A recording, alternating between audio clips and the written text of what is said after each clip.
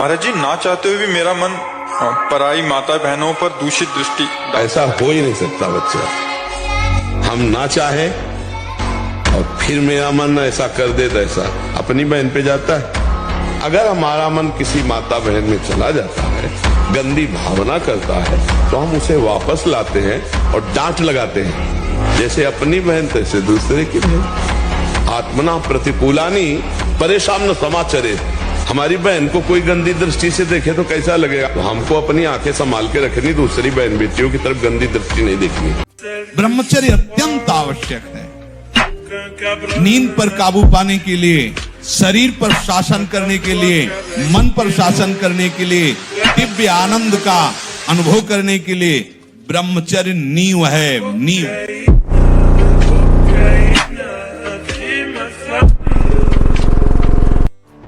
2-4-10 माला चला लेना, घंटा 2 घंटा साधना कर लेना और इसके बाद विषयों का बैलेंस बनाकर मन को थामे रहना, ये चलता रहता है। लेकिन मन को निर्विषय करके सच्चिदानंद में एकाकार बुद्धि तदाकार तन्मयता, लाखों भक्तों में कोई एक, लाखों साधकों में कोई एक। चरित्र की रक्षा के लिए सर्वस्व का त्याग कर देना चाहिए। चरित्र है तो सब कुछ आ जाएगा अपने आप, और चरित्र बिगाड़ दिया तो फिर तो सब बेकार हो गया। चरित्र दोबारा नहीं आता। मान लो एक बार आप शराब पी लिए, मांस खा लिए, गंदे आचरण कर लिए, तो आप ऐसा नहीं बोल सकते कि जीवन में हमने शराब नहीं पिया, जीवन में हमने मांस नहीं खाया। अब बिगाड़ दिया आपने, अब आपको हिचक होगी, गलती बिगाड़ दिया ना चरित्र, दाग लग गया ना। ये विवेकवान भाई दाग न लगने। नहीं।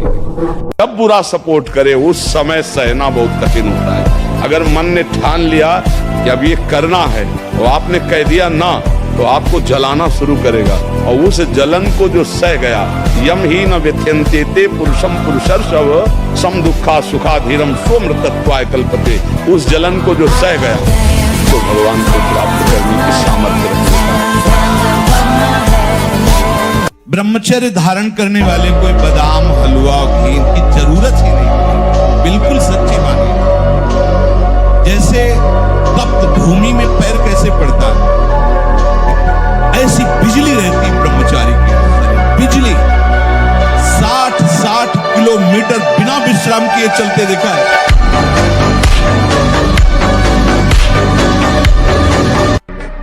मर जाऊंगा पर गलत नहीं करूंगा। आज जो चेहरे पे चमक नहीं है, आज जो शरीर स्वस्थ नहीं, तो क्या भोजन नहीं खा रहे? क्या नहीं, सब खा रहे, पर व्यायाम नहीं करते, संयम नहीं। तो इसके कारण न चेहरे पे तेज है, न बुद्धि में प्रकाश। बुद्धि चतुर है पर उसमें ज्ञान का प्रकाश नहीं है। खूब खा पी रहे हैं पर शरीर में बल नहीं है, अध्यात्म बल नहीं, क्योंकि काम आदि ने शरीर को नष्ट कर दिया, विकारों ने शरीर पर आक्रमण कर दिया है। बोले अयोध्या का सिंह है, हाँ, फेंका चला ऐसे बजरंग बली, बाल वैसे चलते थे, बाल ब्रह्मचारी। मारा ऐसे तो फट गया अखाड़ा, धम्म से गिर गए तो तालियां बज गई। एक छलांग में ऊपर हनुमान जी की तरह, और ऐसे किया था। कोई नहीं था ब्रह्मचारी के आगे। कौन? बांध लंगोटा बचा के इंद्री, कभी न देखा पर नारी। धर्म के टुकड़े खाकर भैया चढ़ी बदन पे तैयारी। बांध लंगोटा बचा के इंद्री, ब्रह्मचर्य। अगर आपको वास्तविक बलवान बनना है तो ब्रह्मचर्य और स्वाभाविक दंड बैठक और व्यायाम के द्वारा जो ताकत बढ़ती जाती है वो स्थायी होती है। गाय बांधो और गाय का शुद्ध दूध पियो और दंड बैठक मारो और लंगोटे के पक्के रहो, बलवान बन जाओगे। शरीर बना के दिखावा केवल कर सकते हो, तुम में ताकत नहीं होगी, आत्मबल नहीं होगा। और हम गलती क्या करते हैं? इसी मनीराम के बहकावे में गलियों में भटकते रहते हैं। विषय चिंतन और विषय आश्रय। ये शरीर भी एक नगर है, ये 9 द्वारों वाला एक नगर है। हम इसी में भटकते रहते हैं। संकल्पपुर में, देहपुर में रहते हैं। हम संकल्पपुर में रहते हैं, देहपुर में रहते हैं, इसी में विचरण करते हैं। पकड़ो, अगर विषय का नाश करके सच्चिदानंद रस में स्थित होना है, तो जो ही कोई विषय आएगा तो सबसे पहले वो आश्रय प्रकट करेगा। आश्रय नहीं है तो आप विकल नहीं हो सकते, आश्रय नहीं है तो आप इतने घबराहट से युक्त नहीं हो सकते। ऐसे आया गया आप तभी विकल होते, तभी परास्त होते जब आपने आश्रय दिया। 17 से 40 तक जो कहे मैं ब्रह्मचारी, हम उसकी चरण वंदना करते हैं। वाह, ये है भाई। तैराक तो तभी हो जब नदी उफान में हो और तैराक उसको थोड़ी कहते जो उसमें भरे हुए पानी पे, हाँ स्विमिंग पूल में तैयार उसे ले अब बुढ़ापा का ब्रह्मचर्य स्विमिंग पूल समझो। भारी से भारी विपत्ति को दूर करने के लिए आर्त भाव से पुकारो भगवान को। तुम्हें धनी बनना है, अनुष्ठान कीजिए। हम कह रहे किसी विशेष मंत्र आदि की तरफ न बढ़िए, बोलिए राधा राधा। क्या चाहिए आप? कृष्ण कृष्ण बोलिए। सब मंत्रों का सार है नाम में, आप बोलिए तो नाम। पवित्र होइए, गंदे आचरण छोड़िए। क्या चाहिए आपको? भगवान का नाम जहां गूंजता है वहां ऐश्वर्य अपने आप चरणों में डूबता है। छल कपट करो, हिंसा करो, गंदे आचरण करो, सोचो हम बहुत बड़े धनी बन जाएं, तो दुष्कृति का फल दरिद्रता और दुख होता है। सुकृत का फल ऐश्वर्य और सुख होता है। अब लगाओ तुम कांटेदार वृक्ष और चाहो कि हमको रसीला फल प्राप्त हो, तो इसे मूर्खता ही कहते हैं। तुम्हें सब त्याग रहे हैं, तुम उनको पकड़ रहे हो। नहीं, बलवान बनो, अपना व्यक्तित्व मिटा दो, अपना अस्तित्व मिटा दो, अभी आनंद में डूब जाओगे।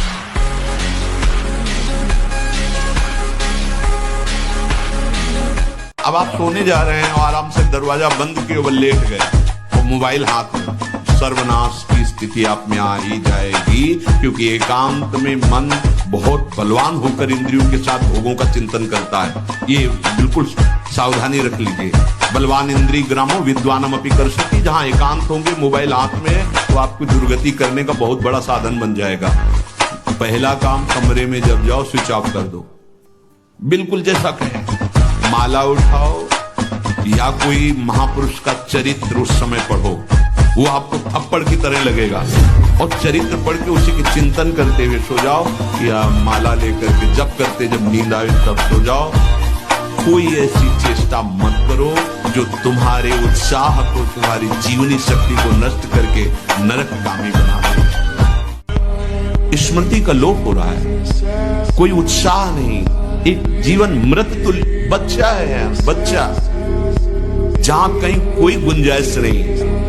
जैसे अग्नि के ऊपर चला जाए तो कैसे चला जाएगा? एकदम पैर ऐसे ये अवस्था किशोर अवस्था है। ब्रह्मचर्य पूर्ण जीवन, एकदम उछलता हुआ जीवन, तेज, कैसा भी कोई हो। किशोर अवस्था बड़ी सुंदर अवस्था होती है, प्रकाश आता है, क्योंकि उस समय तक गलत संबंध।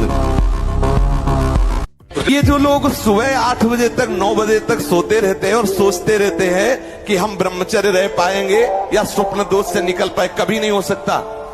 भगवान सूर्य जब उदय होते हैं तो आपकी आत्मशक्ति नष्ट होने लगती है। यदि आप उठ करके उनका स्वागत न करें, अर्घ्य न दें, प्रणाम न करें, जग कर भगवान नाम जप न करें, 4 बजे से 6 बजे तक का समय पूरे 24 घंटे के लिए पावर वाला समय हो, तब तक ब्रह्मचर्य अवश्य रहो। यदि उस समय तक ब्रह्मचर्य नहीं रहते तो तुम गृहस्थी को ठीक से नहीं चला पाओगे, वास्तविक अच्छे गृहस्थ नहीं बन सकते हो।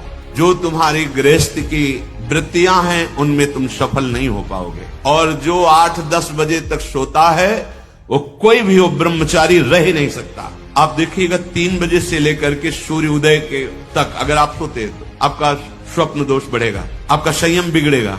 तो जैसे भजन आवश्यक है वैसे व्यायाम आवश्यक, वैसे प्राणायाम आवश्यक है, वैसे आपको 2 किलोमीटर दौड़िए।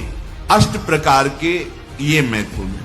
पहला, जो हम देखते हैं उस पर सुधार करो, जो हम सुनते हैं उस पर देखो, कहीं हम ऐसी कोई बातें तो नहीं बोल रहे हैं जो काम उत्तेजना प्रकट कर। समय अनुकूल नहीं है, अरे ईश्वर की इच्छा नहीं है, प्रारब्ध बड़ा बलवान है, दैव बड़ा, ये सब बेकार की बातें, परमार्थिक पथिक नहीं देखते। नियम लिया, निष्ठा ली, प्राण दे देंगे लेकिन बढ़ेंगे। ये वीर बहादुरों का मार्ग है, समझ रहे ना? हाँ,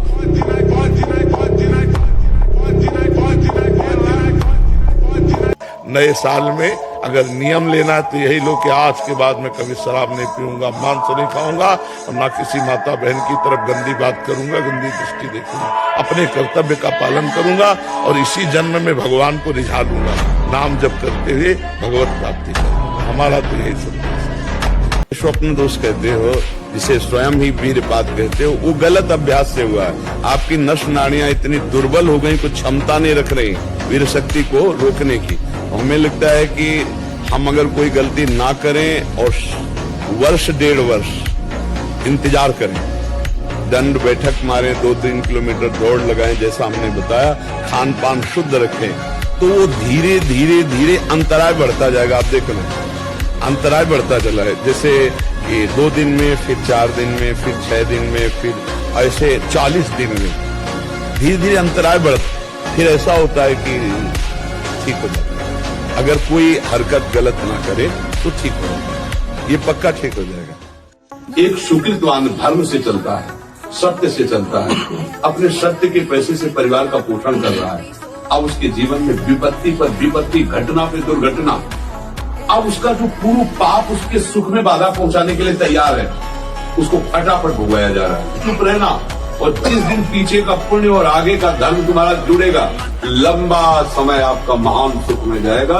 विश्वास कर लेना, धैर्य पूर्वक चलना। बड़े बड़े धर्मात्माओं को इसी पद्धति से देखा हो। पांडवों को कितना कष्ट मिला, लाक्षागृह में जलाने की कोशिश की, बनवास दिया, लेकिन सिंहासन पर कौन आरूढ़ हुआ? पक्ष में कौन था उनके? भगवान। सत्य के पक्ष में भगवान होते। थोड़ा सा ऐसा लगता है, पर वो भी हमारे पूर्व कर्मों का फल होता है, निश्चित समझ लेना। आज आप सत्य से चल रहे हो, कल हमने कुछ ऐसे कर्म किए जिनको हमें भोगना ही पड़े। इसलिए सबसे प्रार्थना है, इस नवीन वर्ष के प्रारंभ में ही कसम खाइए, कभी भी किसी भी स्थिति में मैं कभी पराई माता बहनों के साथ व्यभिचार नहीं करूंगा। नियम लो, मैं कभी शराब नहीं पीऊंगा, मैं कभी मांस नहीं खाऊंगा, मैं कभी किसी का भूल कर अहित नहीं करूंगा। तब तो तुम्हारा हैप्पी न्यू ईयर होगा।